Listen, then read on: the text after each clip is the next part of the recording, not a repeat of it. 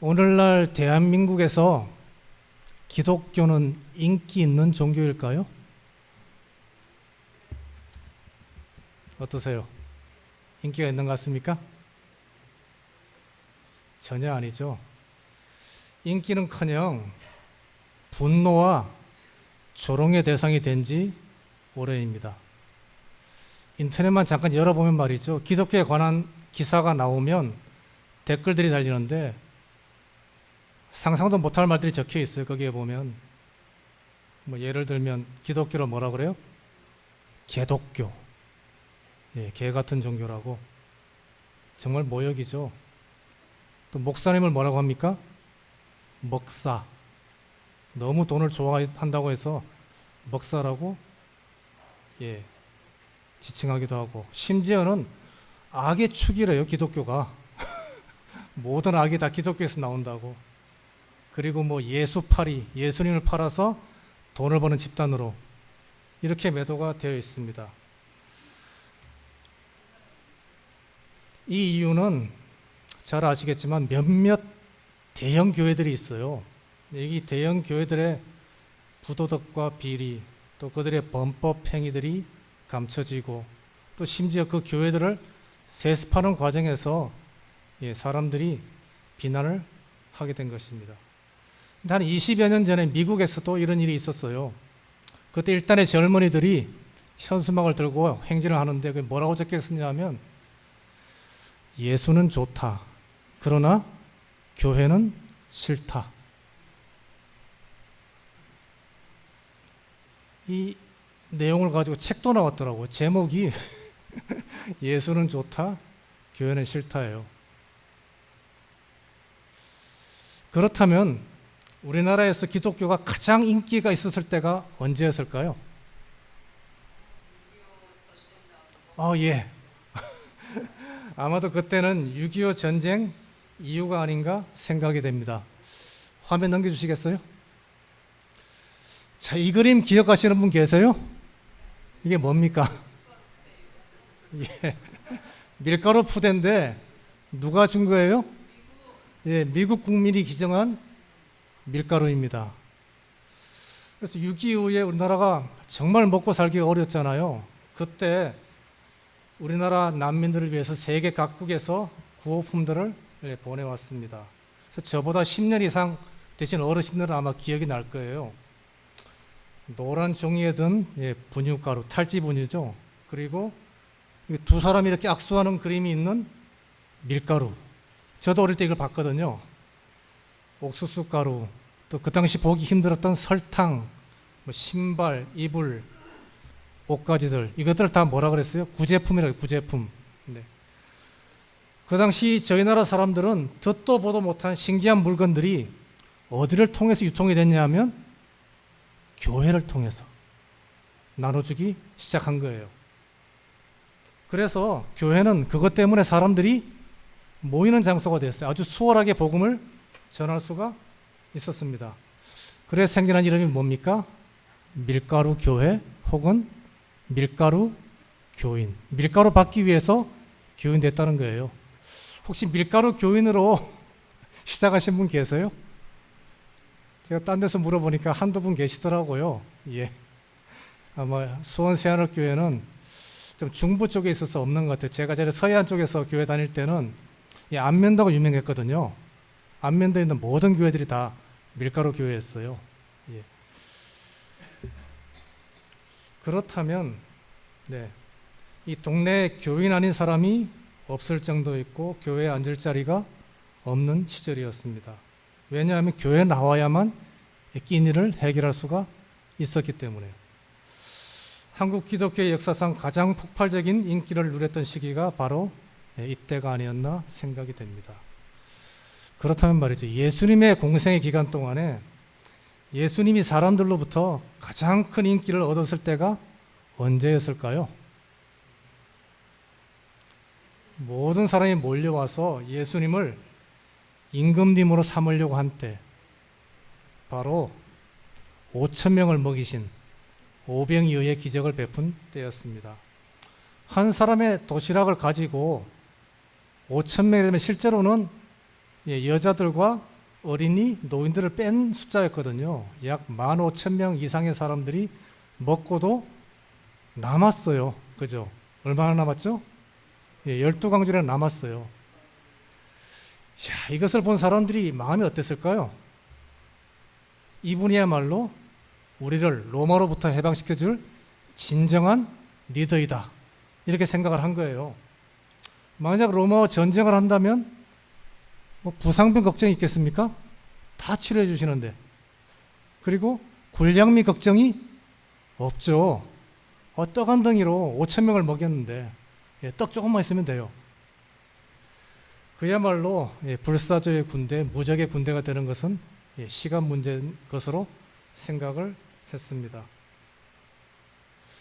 이 사람들 가운데 가장 흥분한 사람들이 누구였을까요? 바로 예수님의 제자들이었죠. 만약 예수님이 왕이 된다면 자신들은 바로 옆에서 예수님을 모시는 장관 자리에 앉을 것을 기대하게 됩니다. 참 시골의 미천한 어부가 한 나라의 장관이 된다는 것은 참으로 가슴 벅찬 순간이었겠죠. 그런데 이때 예수님께서는 도저히 이해할 수 없는 한 행동을 하십니다. 넘겨주시겠어요? 요한복음 6장 15절의 말씀입니다. 화면 좀 넘겨주세요. 그러므로 예수께서 그들이 와서 자기를 억지로 붙들어 임금으로 삼으려는 줄 아시고 어떻게 하셨다고요? 다시 혼자 산으로 떠나가시니라. 가장 많은 인기를 누리고 있는 그 순간에 예수님께서는 오히려 무리를 떠나시게 됩니다. 그 이유가 뭘까요?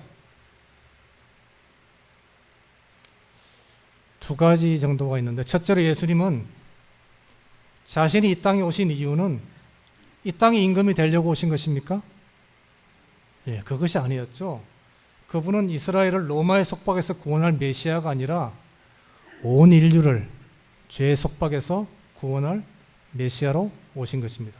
그래서 지금의 인기가 그분의 사명에 독이 될 것임을 잘 알고 있었습니다. 그리고 두 번째 이유는 지금 자기를 따르고 추대하는 이 무리들이 얼마 지나지 않아서 자신을 떠나서 등질 뿐 아니라 오히려 예수님을 반대하는 편에 설 것임을 알았기 때문이에요. 실제로 예수님을 십자가에 못 박으라고 외쳤던 무리들 가운데 많은 이들이 여기에 참석했던 무리들이었습니다. 지금 누리는 인기가 얼마나 덧없는 것이며 뜬구름 같은 것인지를 예수님은 분명히 아셨습니다. 그리고 이 사실을 확인하기까지는 그리 오랜 시간이 걸리지 않았습니다. 바로 다음 날 무리들은 흥분된 마음으로 다시 예수님을 찾아옵니다. 그때 예수님께서는 이런 말씀을 하십니다. 요한복음 6장 26절입니다. 예수께서 대답하여 이르시되 내가 진실로 너희에게 이르노니 너희가 나를 찾는 것은 표적을 본 까닭이 아니요 무엇 때문이라고요? 떡을 먹고 배부른 까닭이로라. 여기에서 예수님은 단지 물질적인 축복 때문에 몰려온 무리들을 책망을 하십니다. 그들이 이 기적에서 보아야 할 것은 영생의 축복인데 그들은 이 축복에는 관심이 전혀 없었어요. 이러한 무지한 무리들에게 예수님께서는 자신이 어떤 분인지 직접 가르치기 시작하십니다. 요한복음 6장 35절의 말씀입니다. 예수께서 이르시되 나는 생명의 떡이니 내게 오는 자는 결코 줄이지 아니할 터이요 나를 믿는 자는 영원히 목마르지 아니하리라. 결코 배고프지 않고 결코 목마르지 않는다. 그래서 무엇이에요? 죽지 않고 영원히 살 수 있다는 영생을 약속을 하신 거예요. 또 이어서 요한복음 6장 51절엔 이렇게 말씀하십니다. 나는 하늘에서 내려온 살아있는 떡이니 사람이 이 떡을 먹으면 어떡할 것이라? 영생할 것이라. 예수님을 먹으면, 예수님을 만나면, 예수님을 받아들이면 영생할 것이라고 선포를 하셨어요. 내가 줄 떡은 곧 세상의 생명을 위한 내 살이니라 하시니라. 아까 우리 빈 장로님 교회 공부하시면서 진리가 무엇인가를 말씀하셨는데, 진리가 뭡니까? 여러분들 진리의 백성이잖아요. 진리가 뭐예요? 내가 죄 때문에 죽을 수밖에 없었는데 예수님 때문에 영생을 선물 받았다는 게 진리예요. 다른 게 진리가 아니에요. 우리가 전해야 될 것이 그거예요. 내가 죽게 되었는데 십자가로 예수님 때문에 살게 되었다는 거예요. 이거 외에 진리들은 말이죠, 교리지 진리가 아니에요. 뭐 어렵고 까다로운 것들이 많이 있거든요. 이 진리를 꼭 기억을 하셔야 돼요. 예수님을 만나고 받아들이는 것이 영생이다. 이 말씀은 그 전날 기적에 대한 해석이었습니다. 이 기적을 통해 무리들은 예수님이 바로 창조주 하나님이시고 또 그분을 통해 영생이 주어진다는 것을 예수님께서 깨닫기를 원하셨던 것입니다. 하지만 그들은 단지 떡을 먹고 배부른 까닭에 예수님을 따랐을 뿐이었습니다. 그리고 그분을 통해 채워야 할 영적인 필요를 전혀 생각지를 못했어요.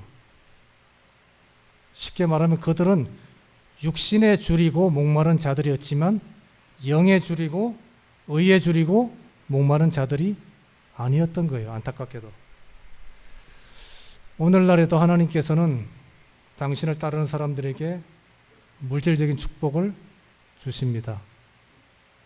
예수님의 비유처럼 공중의 새들을 돌보시는 하나님. 우리가 아무것도 안 했는데 새들이 날아다니고 있거든요. 백합화를 곱게 입히시는 하나님. 우리가 한 게 아무것도 없어요. 하나님 다 하신 거예요.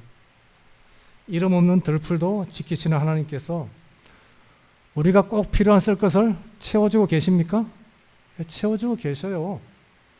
문제는 우리의 신앙이 거기에 멈춰서는 안 된다는 거예요. 단지 떡 먹고 배불러서 그리스도를 따르는 단계를 넘어서야 한다는 것입니다. 왜요? 아무리 먹고 배가 불러도 그 결론은 결국 뭐로 끝납니까? 인생이 죽음으로 끝나기 때문이에요. 아무리 배가 불러도 아무리 부자로 살아도 그 결국은 다 죽음으로 끝나기 때문에 아무 소용없는 거예요. 예수님께서는 영생을 약속하시고 계십니다. 그래서 우리 인생에서 가장 중요하고 가장 필요한 것은 우리의 죄를 용서하시고 우리에게 영생을 주기를 간절히 원하시는 생명의 떡 되시는 예수 그리스도를 만나는 것입니다. 이것은 말이죠, 무리로 만날 수가 없어요. 개인적으로 만나셔야 돼요. 여러분들 이 교회 나와 있다고 다 하늘에 갑니까? 아니에요. 아무도 몰라요. 제가 갈지 안 갈지 몰라요. 개인적으로 예수님을 만나고 그 예수님의 영생을 받아들이셔야 돼요. 교회가 밀가루를 나눠주는 일은 필요합니다. 제가 수원생활교회에 출석하면서 하나 인상적이었던 게 있어요. 도로가 사업이 잘 되고 있다는 거예요.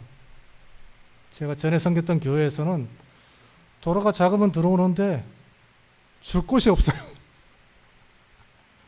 예, 그래서 그 자금을 가지고 엉뚱한데 뭐 개척대가 뭐 한다면 지원해주고 뭐 졸업한 아이들 선물을 주고. 왜냐하면 시골일수록 그 복지제도가 더 잘 돼 있어가지고 말이죠. 나라의 지원들이 엄청 많더라고요. 근데 이 교회 와보니까 도로가 사업을 잘하고 있어요. 정말 어려운 분들 찾아내가지고 지원해주는 일들이 체계적으로 이루어지고 있는 게 정말 인상적이었어요. 육체적인 필요를 채워주는 노력들은 필요합니다. 왜냐하면 그렇게 한 다음에야 진리를 전할 수가 있기 때문에 예수님의 방법이거든요. 예수님께서도 배고픈 사람들을 민망히 보시고 그들을 먼저 먹이셨어요. 먼저 먹인 다음에 진리를 선포하셨거든요. 하지만 거기서 그쳐서는 안 된다는 것입니다. 사람의 필요를 채우는 궁극적인 목표는 바로 생명의 떡이신 그리스도를 만나게 하는 것입니다. 이것이 모든 교회 활동의 최종의 목표가 되어야 합니다. 교회에서 우리가 어떤 활동을 하든 간에 그리스도가 소개가 돼야 되고 그리스도가 높임을 받아야 합니다. 이것이 올바른 기독교의 모습입니다. 여러분들은 예수님을 따르면서 신앙생활 하시면서 어떤 복을 기대하세요? 복을 받으셨나요? 아직 충분히 못 받으셨어요? 기복신앙이라고 하죠. 복 받기 위해서 교회 나오는 분들이 많이 있어요. 대부분의 기독교가 복이 안 주어지면 교회를 떠나버려요. 여러분들이 만약 교회 나오시면서 어떤 현세의 복을 기대하고 왔다면 포기하시기 바랍니다. 반드시 실망할 것입니다. 왜냐하면 우리는 이미 복을 받은 사람들이에요. 이해가 되세요? 이미 영생의 복을 다 받았다니까요. 이것보다 완전하고 더 큰 복은 없어요. 기억하시기 바랍니다. 우리는 이미 영생의 큰 복을 받았고 그 복을 나눠줘야 될 사람들이에요. 제가 한 2주 전에 유튜브를 영상을 보다 보니까 마지막 사명이라는 채널이 있어요. 저희 교회 채널인데 앤드류 강 목사님이 설교를 하시는데 말세가 가까워지고 있거든요.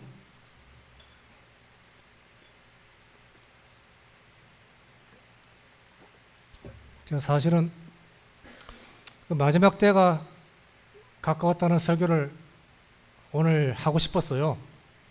근데 얼마 전에 우리 박원태 장로님이 한번 하셨기 때문에 제가 다른 주제를 택했는데 우리가 생각하는 것보다 더 가까워요. 그 이유 가운데 그분이 제시하신 이유 가운데 한두 가지만 말씀드리면 우리 다음 세대가 없다는 거예요. 젊은이들이 청년들이 교회를 안 나오기 때문에 우리 다음 세대에는 예수님의 재림을 기다리는 사람들이 없다는 거예요. 누가 기다려야 예수님이 오시죠. 그래서 우리 세대 안에 예수님이 오실 거라는 거예요. 물론 날짜를 정하는 것은 잘못된 일이지만 그리고 지금 유럽에 있는 모든 교회들이 다 문을 닫고 있거든요. 안식일 날 혹은 일요일 날 예배 드리는 곳도 있으니까 가보면 교회에 70이 넘은 어르신들 너댓 명만 앉아 있어요. 교회는 1000명도 넘게 들어간 교회인데 얼마나 화려하게 지어놨어요. 관광지가 될 만큼 화려하게 지어놨거든요. 헌금이 안 들어오니까 교회가 문을 닫고 팔리는 거예요. 그래서 박물관으로 팔리기도 하고 도서관으로 팔리기도 하고 카페로 팔리기도 하고 심지어는 나이트클럽으로 팔리는 곳도 있어요. 그래서 미국에 있는 어떤 선교단체에서는 유럽으로 선교사를 보내고 있어요. 유럽이 기독교가 발생한 지역이잖아요. 종교개혁을 통해서. 독일과 프랑스, 영국 같은 곳에서. 예수님을 기다리는 분들이 없는데 예수님이 어떻게 재림할 수 있겠어요? 그만큼 우리의 시대가 지금 절박한 시대이고 이분이 또 제가 좀 다른 말씀 드려도 괜찮겠죠? 준비해온 말씀은 아닌데 갑자기 AI라고 들어보셨죠? 인공지능. 지금 인공지능이 인간의 한계를 넘어섰어요. 여러분들 인공지능이 교회에 들어온다면 어떻게 될 것 같아요? 거기에 잘못된 교리가 진리가 입력이 되어 있다면 오늘 교과 공부를 했는데 사람들이 교과 공부 시간에 인공지능에게 물어본다는 거예요. 성경에 나와 있는 말세에 나타나는 거짓 선지자가 엉뚱한 얘기하는 목사님들이 아니에요. 인공지능이 바로 거짓 선지자가 될 수도 있다는 거예요. 그러한 세상이 오기 전에 예수님께서 재림할 수도 있는 것입니다. 이날 아침에 전날에 떡을 먹고 배불렀던 자들이 예수님의 이런 말씀을 들었을 때 어떤 반응을 보였을까요? 요한복음 6장 66절에 보니까 그때부터 그의 제자 중에서 많은 사람이 떠나가고 다시 그와 함께 다니지 아니하더라. 제자라고 자청했던 많은 사람들이 떠나가고 다시는 함께하지 않았습니다. 그들이 제자됨을 포기한 이유가 뭘까요? 그토록 열광적이었던 그들이 하루아침에 그리스도로부터 돌아선 이유가 뭘까요? 성경은 그 이유를 이렇게 설명하고 있습니다. 요한복음 6장 60절에 보면 제자 중 여럿이 듣고 말하되 이 말씀은 어렵도다. 누가 들을 수 있느냐 하니. 떡과 생선을 먹는 것은 흥미가 있고 어렵지 않지만 생명의 떡에 대한 영적인 의미는 어려웠다는 거예요. 여러분들은 어떠세요? 교회 나와서 노래하고 활동하는 것들은 참 재미있죠. 같이 식사하는 거 참 재미있어요. 근데 설교 시간만 되면 멍해지는 분들이 있거든요. 제가 청년 시절에 저도 청년회장을 하던 시절이 있었거든요. 아유, 속썩이는 청년들이 있어요. 목사님 설교 마치기 10분 전에 교회에 나옵니다. 저 뒤에 보이거든요. 웅성웅성 나와가지고 떠들어요. 설교 마치 10분 전에. 그 친구들 왜 나올까요? 점심 먹으려고. 예, 교회에서 밥 주니까. 청년들 모여서 성경 연구하자 그러면 안 나와요. 그런데 청년들이 야외로 나간다 그러면요, 귀신같이 하고 따라와요. 예, 그 친구들의 생각이 나는데, 여기에 이들이 예수님의 말씀이 어렵다고 얘기를 했잖아요. 그런데 여기에 어렵다는 말은 단지 이해할 수 없다는 뜻이 아닙니다. 헬라어로 어렵다는 스클레로스라는 단어인데 그 뜻은 뭐냐면 받아들이기 힘들다. 어려운 게 아니라, 이해를 못하는 게 아니라 내가 받아들일 수가 없다는 거예요. 그들이 생각한 것과 그리스도의 말씀이 너무도 달라서 용납할 수가 없다. 받아들일 수 없다는 것이었어요. 그 결과 그들은 그리스도를 떠나게 되고 안타깝게도 다시는 그리스도와 함께 다니지 않게 됩니다. 만약 예수님의 설교가 어렵다면 어떻게 하면 돼요? 예수님께 물어보면 되잖아요. 그죠? 그 의미가 뭔지, 어떻게 그 말씀대로 살 수 있는지 물어보면 돼요. 하지만 그들은 묻는 대신에 떠나버립니다. 현실의 유익과 현재의 영광을 원하는 그들의 기대와는 전혀 다른 말씀을 하시는 예수님을 그들은 도저히 받아들일 수가 없다는 것이죠. 어쩌면 오늘날에도 교회에 제자라는 이름으로 많은 사람들이 모여 있지만 단지 떡을 먹고 배부른 까닭에 혹은 자신이 원하는 어떤 기대 때문에 교회에 앉아있는 수많은 사람들이 있다는 것을 성경은 이야기하고 있습니다. 이 시간에 각자 자기에게 한번 심각한 질문을 해보시기 바랍니다. 과연 나는 무엇을 기대하며 교회에 나오고 있는가? 이 더운 날 나는 왜 교회에 나와서 앉아 있는가? 심각한 질문이에요. 혹시 돈 벌려고 오신 분 계세요? 포기하시기 바랍니다. 교인 수가 너무 적습니다. 최소 교인이 5,000명 이상은 돼야지 사업이 됩니다. 실제로 큰 교회들은 그런 분들이 많이 모여요. 예, 신학과는 관련 없이, 왜냐하면 교회는 정말 훌륭한 장터이고 괜찮은 사업적 인맥을 만날 수 있는 좋은 자리거든요. 각종 직업을 가진 분들이 다 모이기 때문에. 혹시 명예나 권력을 얻어보려고 교회 나오셨다면 그것도 포기하시기 바랍니다. 이 안에서 높아봤자 얼마나 높겠어요. 밖에서 볼 때는 정말 무서운 일이에요, 이게. 근데 그런 분들이 계셔요. 오히려 사회에서 인정받지 못하는 분들이 교회에서 인정을 받고자 발버둥치는 모습들을 목격할 때가 안타깝게도 종종 있습니다. 마치 미천한 어부이던 제자들이 누가 높은가를 시간만 나면 따지고 다투었던 것처럼 교회 내에서도 그럴 수가 있어요. 그리스도인 최고의 미덕이 뭐라고 생각하세요? 더 쉽게 말씀드릴게요. 내가 성화되었는가 안 되었는가를 판단해 볼 수 있는 기준이 있어요. 그것이 무엇입니까? 바로 겸손입니다. 자, 여러분 생각해 보세요. 10년 전에 내 모습과 지금 내 모습이 더욱더 겸손해졌다면 여러분들은 바른 신앙생활을 걸어오신 거예요. 근데 반대로 됐다면 말이죠. 교회 나올수록 더 교만해지고 있다면 이분들은 신앙을 잘못하고 계시는 거예요. 전에 교과 공부에서 제가 한 말씀드렸죠. 겸손이란 것은 무조건 나를 낮추는 게 아니에요. 그것은 비굴함이 되거든요. 그게 아니라 뭐라고요? 다른 사람을 높일 줄 아는 것이 겸손이에요.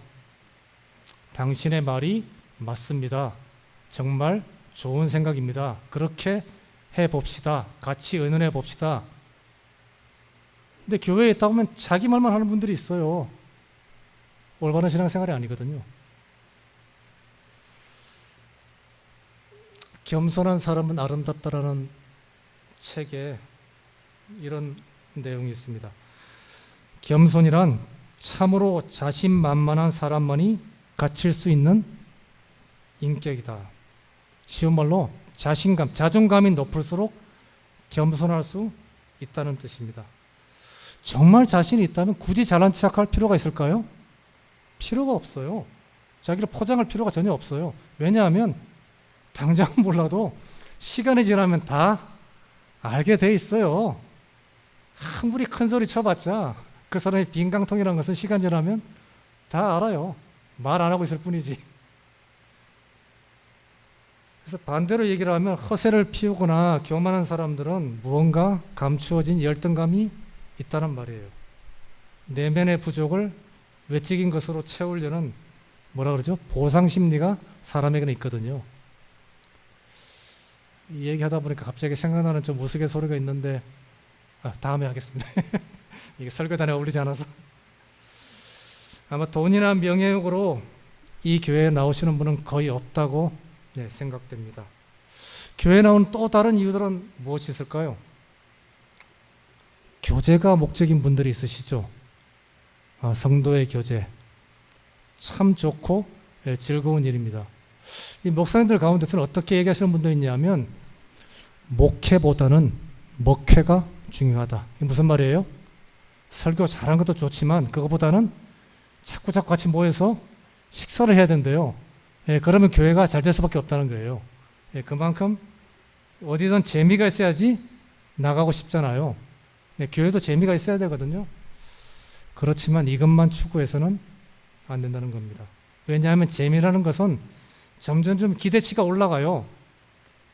옛날에 재밌던 게 지금 재밌습니까? 하나도 재미없어요. 나이 드신 분들 아실 거예요. 충청도 분들 말로 하면 해봤는데 별거 아니요. 이렇게 말씀하셔요. 내가 젊을 때 다 해봤는데 재미없어. 별거 아니요. 결국엔 재미만 추구하다 보면 교회에서 실망을 하게 돼 있어요.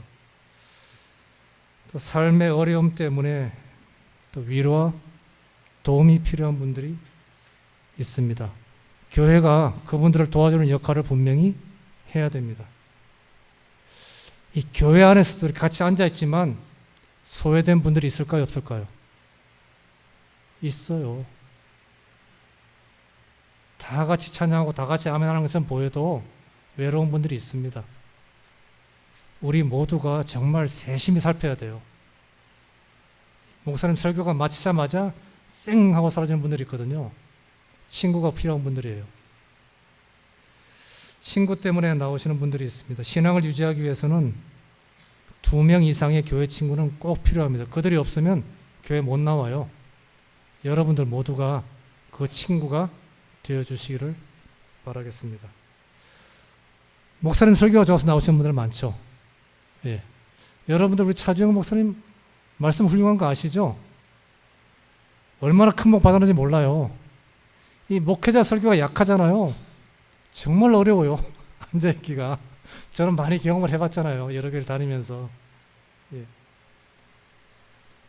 또 지금은 코로나 때문에 참 이 즐거움이 사라져 정말 안타까운데 교회 정신이 맛있어서 나오시는 분들도 있어요. 예. 전에 말씀드렸죠. 교회에 파가 있는데 제일 강한 파가 무슨 파라고요? 예, 식당 파라고. 예. 예. 식당에서 정신 먹는 동안에 목사님 말씀은 까맣게 잊어버리게 되거든요. 그만큼 강력해요. 실제로 초신자들 가운데서는 이게 나오니까 정말 건강에 좋은 음식을 준다고 건강식 때문에 교회 나온 분들도 종종 있습니다. 또 어떤 분들은 봉사를 통한 자아 실현을 위해서 나오시는 분도 있고, 또 자녀들을 삼육교육 시킬 목적으로 나오시기도 하고, 또 노년의 외로움을 달랠 수 있는 것도 교회입니다. 어르신들 안식일만 되기를 기다리는 분도 많이 계시죠? 말씀이 있고 찬양도 있고 또 아가들도 보고, 참 경로당보다 얼마나 좋은 곳이 교회가. 예. 그런데 이 모든 것들이 충족되지 못할 때 여러분은 어떻게 하시겠습니까? 무엇보다 사람을 보고 나왔다면 반드시 실망하게 됩니다. 그래서 목사님도 보지 마시고 부족한 저도 보지 마세요. 결국은 실망을 하게 돼요. 교회의 주인 되시는 예수님만을 보고 교회를 나오셔야 됩니다.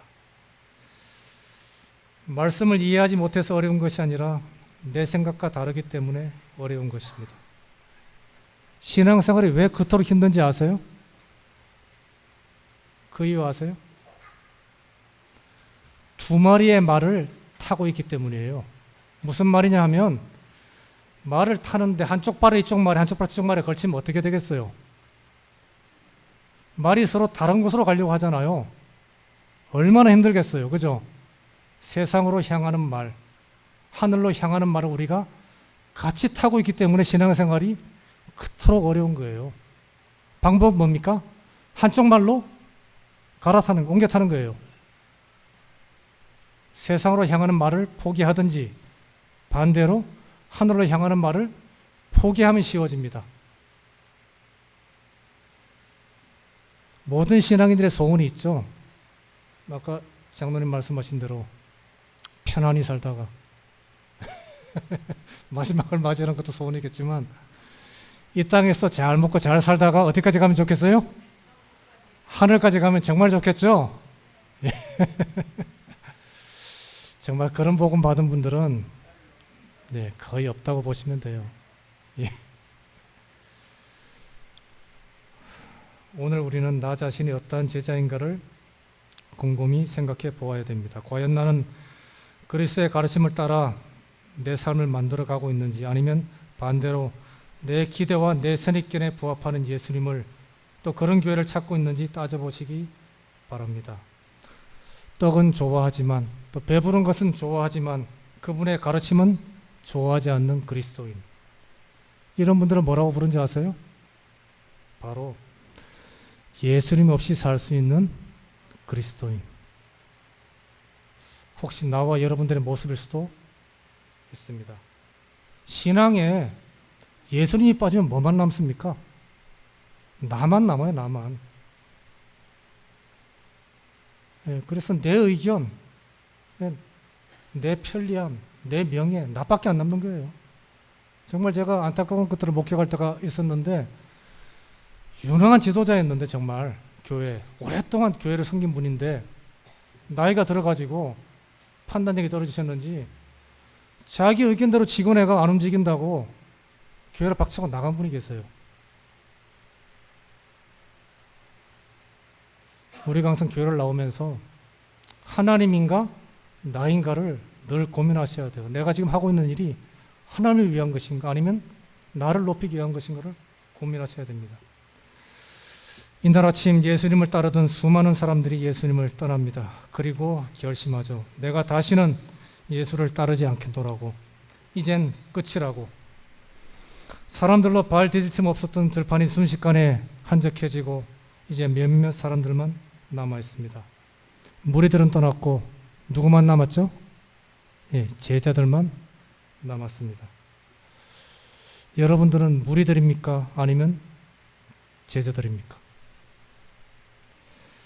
이때 예수님께서 이 한마디를 물어보십니다. 요한복음 6장 67절에 예수께서 12 제자에게 이르시되 너희도 가려느냐. 참 이 말씀하실 때 예수님의 심정이 어땠을까요? 너희도 가려느냐. 이때 용감한 시몬 베드로가 대답합니다. 시몬 베드로가 대답하되 주여 영생의 말씀이 주께 있사오니 우리가 누구에게로 가오리까? 우리가 주는 하나님의 거룩하신 자이신 줄 믿고 알았사옵나이다. 놀라운 고백이죠. 내가 주님을 안다는 고백. 영생의 말씀이 주께만 있는데 우리가 어디로 가겠습니까? 라는 고백. 베드로의 이 고백은 단지 떡 먹고 배불러서 예수님을 따르겠다는 것이 아니고 비록 그 길이 힘들고 괴로울지라도 생명이 있기 때문에 예수님께 영생이 있기 때문에 예수님만 따라가겠다는 놀라운 고백이었던 것입니다. 여러분 이제 제 나이쯤 되면 인생을 돌이켜보게 되는데요. 돌이켜 생각해보면 참 인생은 실수와 실패의 연속이었어요. 한마디로 말하면 엉망진창이에요. 그토록 애를 쓰며 살았지만 내 뜻대로 잘된 일이 있었을까요? 별로 없어요. 인생에 정답은 없고 선택만 있다고 하는데 여러분들의 선택은 훌륭한 선택이었습니까? 부모님을 내가 선택할 수 있나요? 불가능하죠. 혹 좋은 부모를 만났다 해도 내가 잘 되었을까요? 장담할 수가 없습니다. 자식을 내가 선택할 수 있습니까? 아니, 하나님이 주신 거예요. 내 마음대로 맞는 게 아니에요. 이 자식도 절대 만만한 상대가 아니에요. 예, 부모 잘 만드는 것도 복이지만 자식 잘 만드는 것도 엄청난 복이에요. 아주 골치덩어리예요. 잘못하면. 살면서 수없이 했던 선택들이 좋은 결과로 이어진 적이 별로 없습니다. 좀 더 심하게 얘기해 보면 여러분들의 배우자는 좋은 선택이었나요? 어떠세요? 결혼과 이혼에 대한 재미있는 말이 하나 있죠. 다 아실 거예요. 판단력 부족으로 결혼하고 인내력 부족으로 이혼하며 마지막이 악권이죠. 기억력 부족으로 재혼한다. 판단력 부족으로 결혼했으면 어떻게 해야 돼요? 인내해야 됩니다. 인내를 못해서 혹시 이혼했다? 절대 재혼하시면 안 돼요. 다시 이혼하게 돼요. 더 재밌는 글도 있어요. 하나 더 띄워주시겠어요? 이것도 아시는 분도 아실 거예요. 남자가 살다가 너무 힘이 들 때면 지갑 속에 있는 아내 사진을 꺼내봅니다. 내가 이 사람과도 살고 있는데 이 세상에 못할 일이 어디 있겠는가? 여자도 살다가 너무 힘이 들 때면 지갑 속에 남편 사진을 꺼내본다고 합니다. 내가 이것도 사람으로 만들었는데 세상에 못할 일이 없죠. 애초부터 남자는 사람이 아니었던 거예요. 내 마음에 쏙 드는 사람 거의 없습니다. 네, 기억하세요. 여러분들 배우자 마음에 쏙 들지 않을 거예요. 그래도 믿음으로 사시는 겁니다. 내 마음에 쏙 드는 선택이 거의 없습니다. 어쩔 수 없는 선택도 많이 있습니다. 하지만 이 모든 선택이 잘못되고 정말 엉망진창인 인생임에도 불구하고 하나의 선택만은 확실합니다. 바로 예수님을 선택한 것입니다. 이것을 믿음이라고 하거든요. 예수님을 선택한 것. 여러분들은 다 믿음이 있는 분들입니다. 이 선택은 결코 실망을 주지 않을 것입니다. 이 선택이야말로 영원한 축복을 줄 것이며 내 인생 유일의 실패 없는 선택이 될 것입니다. 모든 것을 다 잃어버려도 상관이 없습니다. 그리스도만 있다면 우리는 모든 것을 다 얻은 사람입니다. 이 놀라운 선택을 끝까지 붙드시기를 바라면서 말씀을 줄이겠습니다.